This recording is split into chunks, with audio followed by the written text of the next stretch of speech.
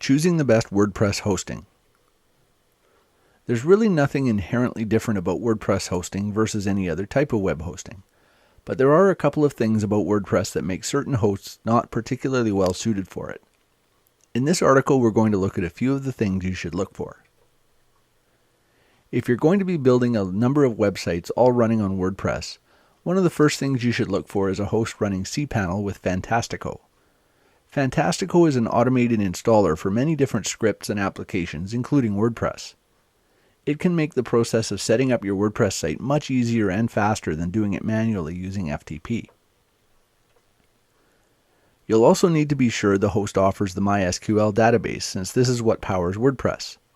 Most hosts do offer it, but there are a couple of other options out there such as PostgreSQL and Microsoft SQL Server. How many websites your hosting company runs on any given server will also be important, particularly if your website starts to get a decent amount of traffic. This is mainly an issue when you're dealing with shared hosting plans. Some hosting companies run hundreds of websites on a single server, and this can have a significant impact on the speed of your WordPress site, especially if there are many other WordPress sites on the same server. Look for a host that doesn't overload their servers, as a faster site will help keep your visitors happy as well as help to improve your search engine rankings.